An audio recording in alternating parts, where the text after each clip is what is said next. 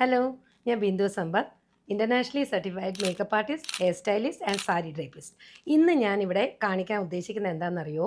ഐബ്രോസിനെ പറ്റിയിട്ടാണ്. സാധാ വീട്ടമ്മമാർക്കും ചെയ്യാൻ പറ്റുന്ന ഒരു ഐബ്രോ ഡ്രോയിങ് മെത്തേഡാണ് ഞാൻ കാണിക്കാൻ പോകുന്നത്. ഇപ്പോൾ ഞാൻ എൻ്റെ കയ്യിൽ വെച്ചേക്കുന്ന കണ്ടിട്ടുണ്ടോ?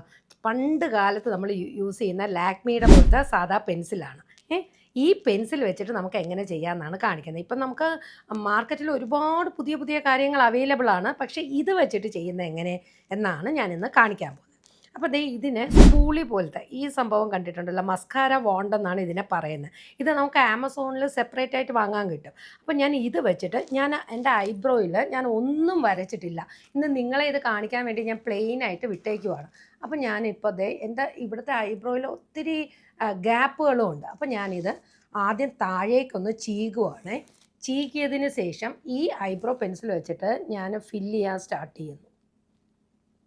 ഞാൻ എപ്പോഴും മേളിലേക്കാണ് ഫില്ല് ചെയ്യാൻ സ്റ്റാർട്ട് ചെയ്യുന്നത്. കാരണം നമ്മുടെ ഐബ്രോ ഒരു ആർച്ച് മാതിരിയാണ് വരേണ്ടത്. അപ്പോൾ തുടങ്ങുന്ന സ്ഥലത്ത് വളരെ ലൈറ്റായിട്ടും ബാക്കിയുള്ള ഭാഗത്ത് വളരെ ലൈറ്റായിട്ട് നമുക്കൊന്ന് സാധാ നമ്മളൊന്ന് വരയ്ക്കുന്ന പോലെ വരച്ചിട്ട് നമുക്കിങ്ങനെ താഴത്തേക്ക് കൊണ്ടുവരാം.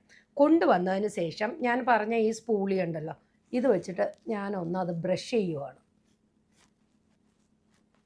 ബ്രഷ് ചെയ്ത് ഞാൻ താഴേക്ക് കൊണ്ടുവരുന്നു.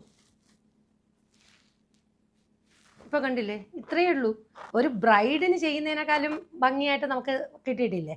അപ്പോൾ ഞാൻ ഇനി വീണ്ടും പുതിയ വേറൊരു മേബിലിൻ എന്ന് പറഞ്ഞ കമ്പനിയുടെ ഒരു ലിക്വിഡ് ജെല്ലുമായിട്ട് എങ്ങനെ ചെയ്യുന്നതെന്ന് അടുത്ത വീഡിയോയിൽ വരുന്നതായിരിക്കും. അപ്പോൾ എൻ്റെ ഈ പേജ് നിങ്ങൾ ഫോളോ ചെയ്യുക, ലൈക്ക് ചെയ്യുക, ഷെയർ ചെയ്യുക. Until then bye.